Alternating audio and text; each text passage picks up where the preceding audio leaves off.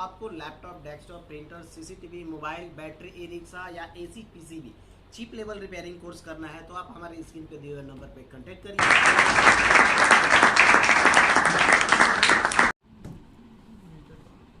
Hi friends, आप सभी का फिर से बहुत बहुत स्वागत है हमारे इस यूट्यूब चैनल पे। और आज हम बताने वाले हैं आपको पावर सप्लाई के बारे में कि पावर सप्लाई में मेन क्या दिक्कतें आती हैं और उसको आप कैसे चेक कर सकते हैं, कैसे रिपेयर कर सकते हैं। तो सबसे पहले हम इस पर ट्रेसिंग देखेंगे और ट्रेसिंग के साथ में वन बाय वन हम कंपोनेंट को भी देखेंगे। वैसे कि अगर आपको कंपोनेंट आता है तो जो इसमें कंपोनेंट लगे होते हैं अप्रोक्स सारे चीज़ें आपको आना चाहिए। जैसे इसमें रजिस्टर हो गया, कैपेसिटर हो गया, ट्रांजिस्टर हो गया, मॉसफेट हो गया, डायोड हो गया, कॉइल हो गया, मोस्टली यही चीज़ इसमें लगे हुए हैं। तो इन्हीं की टेस्टिंग सबसे ज़्यादा आपको प्रॉपर आनी चाहिए, ओके कंडीशन और फॉल्टी कंडीशन। सबसे ज़्यादा एसएमपीएस की अगर बात किया जाए तो सबसे ज़्यादा दिक्कत आता है इनपुट सेक्शन में। इनपुट सेक्शन में जिसको हम प्राइमरी सेक्शन भी बोला जाता है या एसी सेक्शन भी बोला जाता है। इसमें दो सेक्शन डिवाइड है। इधर का जो सेक्शन है वो एसी का है और इधर का सेक्शन है जो डीसी का है। इसको हम 4 स्टेप में पढ़ सकते हैं। पहला इसका स्टेप होता है एसी, फिर ये बनता है डीसी, फिर ये बनता है एसी 2 से 6 वोल्ट के बीच में, फिर ये बन जाता है लास्ट में डीसी। तो ये 4 स्टेप हो गया। ये कैसे काम करता है इसी के बारे में आज हम जानने वाले हैं। और इसमें जो प्रॉब्लम आते हैं, डेड का प्रॉब्लम आता है, वोल्टेज फ्लक्चुएशन का प्रॉब्लम आता है, या पार्टिकुलर कोई एक वोल्टेज मिसिंग का दिक्कत आता है, या फिर पीएस ऑन या आपका स्टैंड बाई सप्लाई आउट नहीं होता है, ये दिक्कत आता है। तो इसी से रिलेटेड सारा हम इस पर बात करने वाले हैं। चलिए शुरू करते हैं। सबसे पहले एसी सप्लाई इन होता है। ये हमारा एसी का पिन जहाँ पे हम प्लग लगाते हैं। और यहाँ पे देखेंगे कि ये है आपका फ्यूज से सप्लाई आगे बढ़ता है और एक में लगता है एनटीसी। यहाँ पे देखिए कभी भी पीटीसी नहीं लगा होता है, एनटीसी लगा होता है, यानी नेगेटिव टेम्परेचर कोएफिशिएंट। तो फ्यूज से होते हुए सप्लाई आगे बढ़ाओ और दूसरा पिन में लगा हुआ है आपका एनटीसी।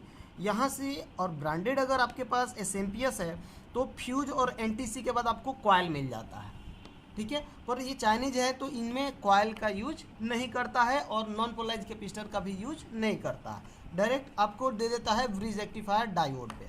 और ब्रिज रेक्टिफायर डायोड या तो 4 डायोड हो सकते हैं या एक ही में पैक हो सकता है जो ब्रिज रेक्टिफायर डायोड होता है। तो ये चीज़ हो गया।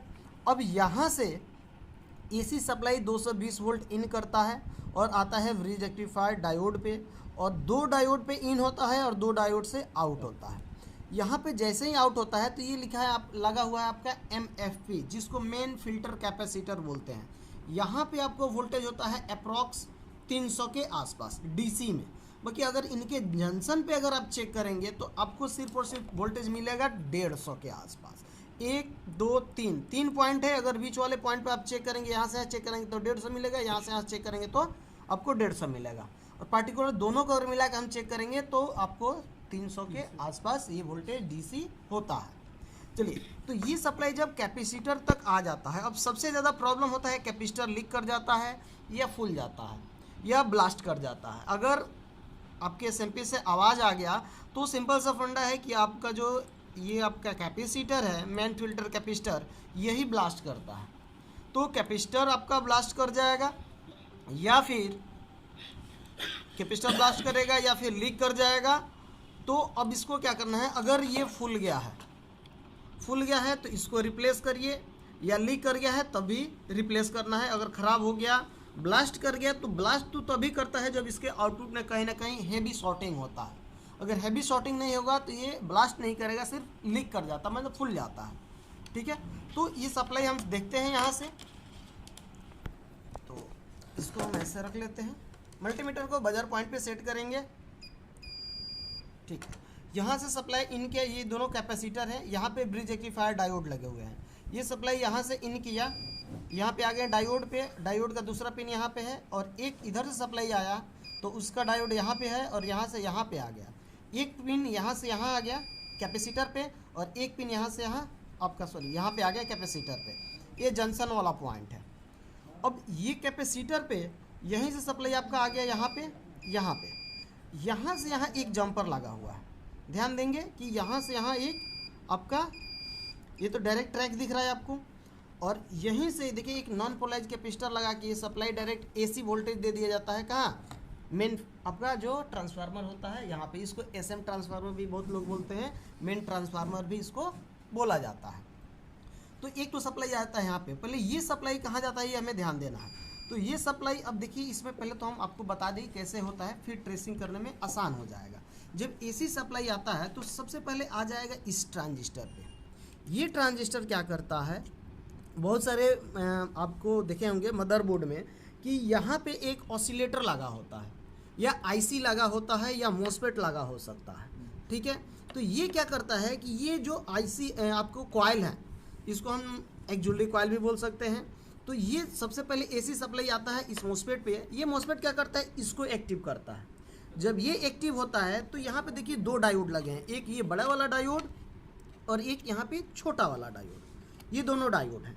एक जो बड़ा वाला डायोड है इस पे 5 वोल्ट स्टैंड बाई बनता है, किसके थ्रू, इस ट्रांसफार्मर के through power stand by supply यहाँ बनता है। और जो दूसरा डायोड है इस पे 5 वोल्ट से लेके 24 वोल्ट के बीच में सप्लाई बनता है जो आईसी को जाता है।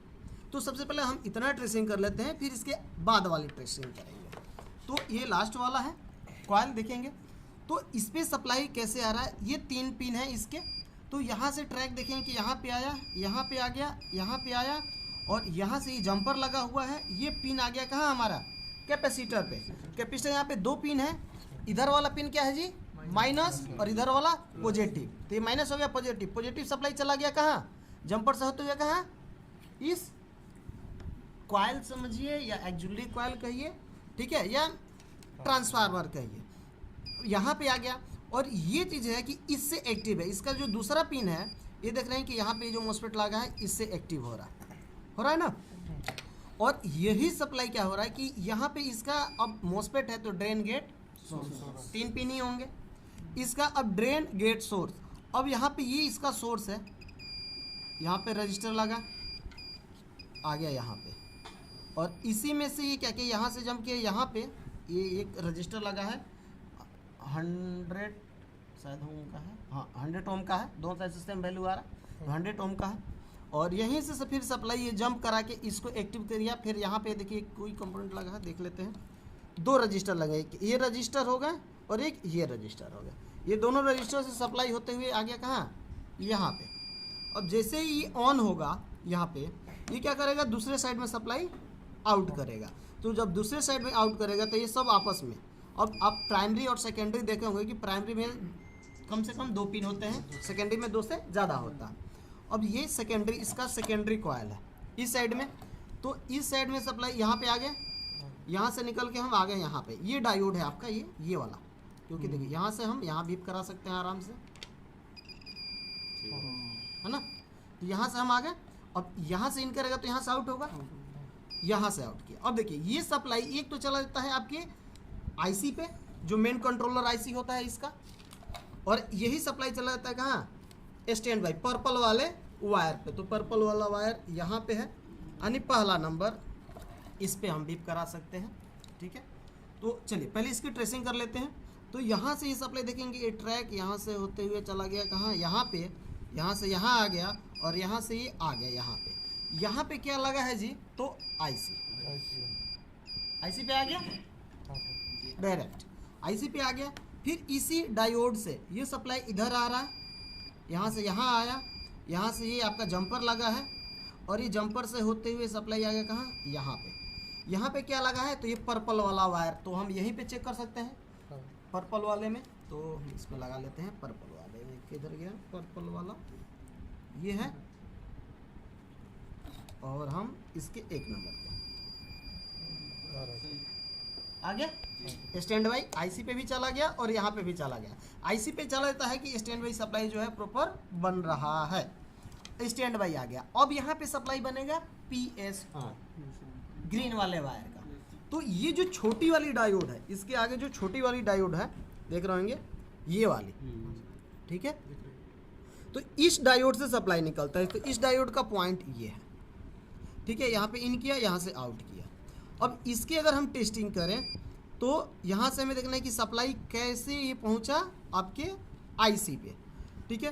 चलिए यहाँ पे सबसे एक देख लेते हैं कि यहाँ से सप्लाई निकला आपका, और ये आपका आ गया यहाँ पे। तो यहाँ से जब इसको स्टैंड बाई सप्लाई यानी पर्पल वायर का तो यहाँ पे आ ही गया कनेक्टर पे, और यही सप्लाई आ गया आईसी को। तो जब आईसी को 5 वोल्ट सप्लाई मिल जाता है तो ये आईसी क्या करता है कि यहीं से ये आईसी खुद पीएस ऑन सप्लाई आउट करता है। तो पीएस ऑन सप्लाई आउट करने के लिए अगर हम देखें यहाँ पे, तो पहले हम बीप कराते हैं कि कौन सा पिन है कनेक्टर का। तो हम इस पे रख लेते हैं, और ये कनेक्टर है, इसमें चेक कर लेते हैं पीएस ऑन वाला कौन सा है। ये वाला पिन है ग्रीन वाला वायर का। तो ग्रीन वाले का ट्रैक थोड़ा सा देख लेते हैं क्या क्या चीज़ है। तो ये ट्रैक यहाँ पे अगर आपको दिख रहा होगा तो ये आ गया यहाँ पे, यहाँ से आ गया यहाँ पे, यहाँ से कनेक्ट होके आ गया यहाँ पे, ठीक है। और यहाँ से तो यहाँ आई थिंक एक रजिस्टर लगा हुआ है, देख लेते हैं। देखें कि ये रजिस्टर लगा हुआ है यहाँ पे, ठीक है। उसके बाद तो फिर से हम रखते हैं, यहाँ पे आ गए हम ऐसे इनके यहाँ पे, फिर ये ट्रैक यहाँ पे, यहाँ से यहाँ एक रजिस्टर लगा हुआ है 1 किलो ओम का, और फिर यहाँ से हम आ गए ये आईसी पे। तो आईसी का ये वाला जो पिन है पीएस ऑन सप्लाई आउट कर रहा है। अब दो चीज़ ध्यान रखेंगे, अगर ग्रीन वाले का सप्लाई आउट नहीं कर रहा है तो ये आपका आईसी में प्रॉब्लम है या आईसी जिम्मेदार है। अगर पर्पल वाले पे सप्लाई स्टैंड बाई सप्लाई नहीं आ रहा है तो ये जो बड़ा वाला डायोड है इसका प्रॉब्लम है, ठीक है। अगर कम वोल्टेज आ रहा है पीएस स्टैंड बाई में तो ये कैपेसिटर लीकेज हो सकता है या फुला हो सकता है, जिसकी वजह से भी सप्लाई कम बेस हो सकता है, ठीक है। दो चीज़ें पता चल गई।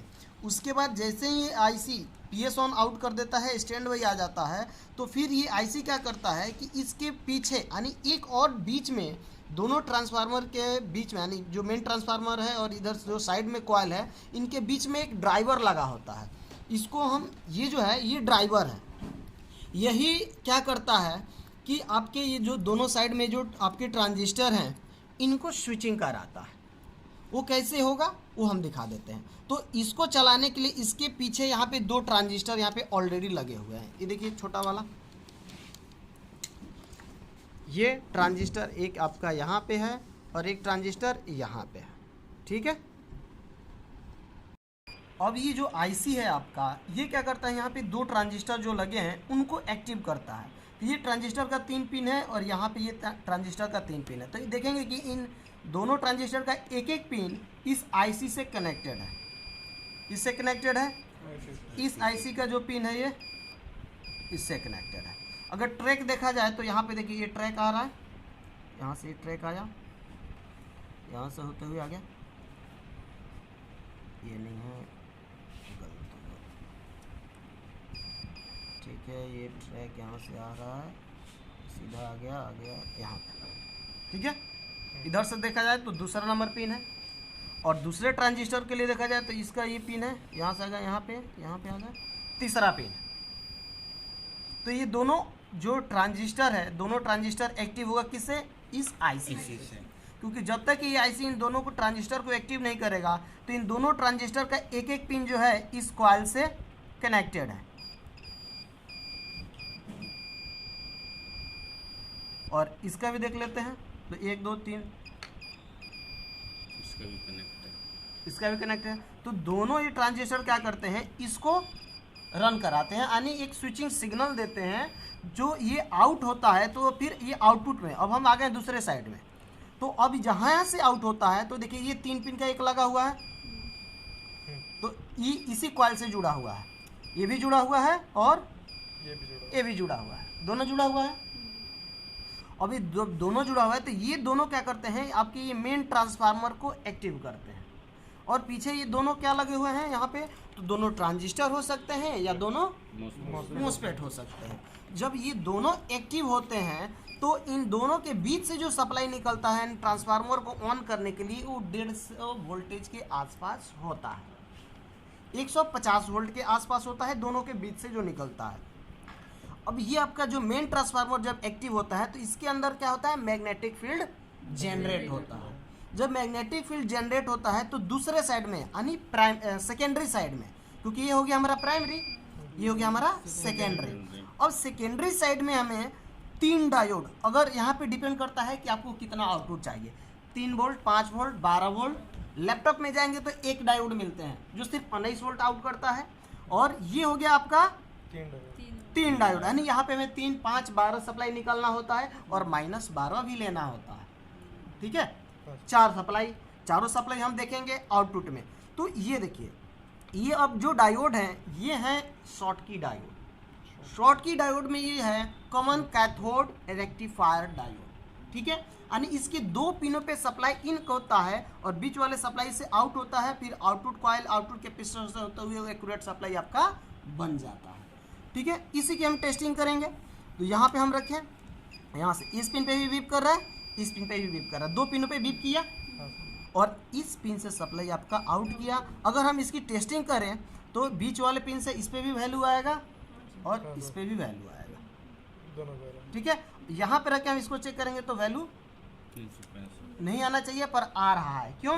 क्योंकि ये सर्किट में लगा है, इसके साथ में रजिस्टर भी लगे हैं, डायोड भी लगे हैं, तो वैल्यू आपको दिखाएगा। पर बाहर निकाल के चेक करेंगे तो ये सारा सेम है। वैसे ही हम ऑन बोर्ड भी टेस्ट करेंगे, पहले ट्रेसिंग का कर लेते हैं क्लियर।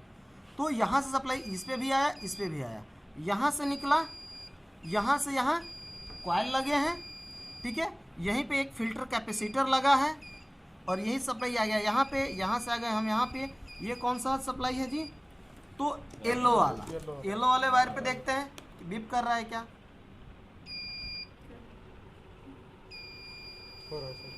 आ रहा?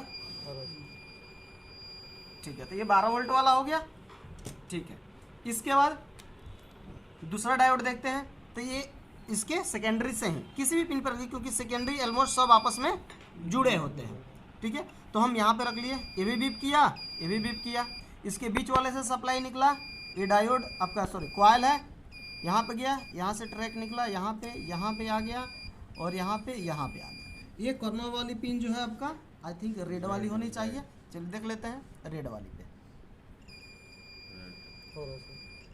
ठीक है, ये आपका यानी 5 वोल्ट वाला, ये 12 वोल्ट वाला डायोड है, ये 5 वोल्ट वाला है। तो ये लास्ट वाला जो बचा ये 3 वोल्ट है। इस पे भी एक यहाँ पे पिन पे आया, यहाँ पे इन हुआ, बीच वाले से निकला, कॉइल होते हुए आ गया यहाँ पे। ठीक है, यहाँ चला गया यहाँ पे। अब ये इतने पिनों पे जा रहा है तो हम चेक कर लेंगे कितना। ऑरेंज वाले पे कोई कटा है, ऑरेंज वाला नहीं कटा है, इसको पकड़िए।